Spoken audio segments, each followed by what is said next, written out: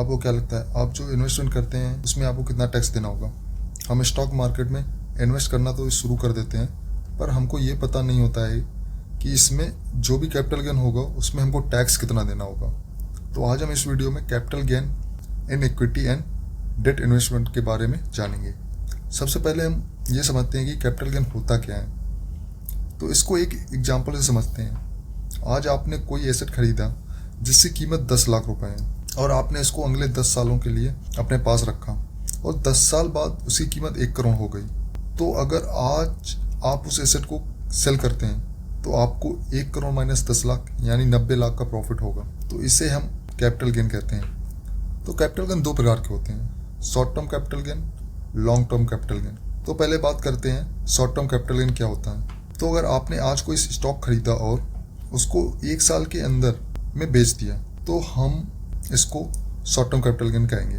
हम 2 तरह से इन्वेस्टमेंट करते हैं, पहला तो इक्विटी में जिसमें हम स्टॉक खरीदते और बेचते हैं, और दूसरा डेट में जिसमें हम ETF, bonds, gold, debt mutual fund में इन्वेस्ट करते हैं। अगर आपको इक्विटी में शॉर्ट टर्म कैपिटल गेन हुआ तो आपको 15% का टैक्स देना होगा, और वहीं दूसरी तरफ डेट के लिए शॉर्ट टर्म कैपिटल गेन का टाइम फ्रेम 1 साल ना होकर 3 साल का होता है। अगर आपने डेट में इन्वेस्ट किया और विद इन 3 ईयर्स में बेच दिया तो इसमें आपको एज पर टैक्स स्लैब के अनुसार टैक्स पे करना होगा। अब बात करते हैं लॉन्ग टर्म कैपिटल गेन क्या होता है। तो सपोज दैट आज आपने कोई स्टॉक खरीदा और उसको more than a year hold किया तो उसमें लॉन्ग टर्म कैपिटल गेन होगा। 2018 से पहले इक्विटी में हुए लॉन्ग टर्म कैपिटल गेन में 0% टैक्स था, हमको 1 सिंगल रुपए टैक्स नहीं देना पड़ता था। लेकिन 2018 के बाद 1 लाख रुपए तक कोई टैक्स नहीं देना होता है। लेकिन अगर 1 लाख से ऊपर जाते हैं तो आपको 10% का टैक्स देना होगा। इसको एक एग्जांपल से समझते हैं। अगर आपको 5 लाख का लॉन्ग टर्म कैपिटल गेन हुआ तो आपको 1 लाख पर कोई टैक्स नहीं देना होगा।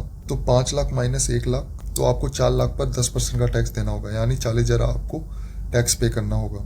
इसमें कोई भी इंडेक्सेशन बेनिफिट नहीं मिलता है। डेट के केस में बात करते हैं, अगर आपने मोर देन 3 ईयर्स होल्ड किया तो इसको long term capital gain consider किया जाएगा। डेट से हुआ लॉन्ग टर्म कैपिटल गेन में 20% का टैक्स देना होता है। इसमें आपको इंडेक्सेशन बेनिफिट मिलता है। अब आप पूछेंगे इंडेक्सेशन बेनिफिट क्या होता है। तो इंडेक्सेशन बेनिफिट इन्फ्लेशन रेट के अनुसार कैलकुलेट किया जाता है। अब बात करते हैं टैक्स ऑन इंट्राडे ट्रेडिंग। अगर आप इंट्राडे ट्रेडिंग करते हैं तो आपका जो भी प्रॉफिट होगा वो as a business income consider किया जाता है। तो इसमें आप जिस भी स्लैब में आप आएंगे उसके अनुसार आपको टैक्स पे करना पड़ेगा।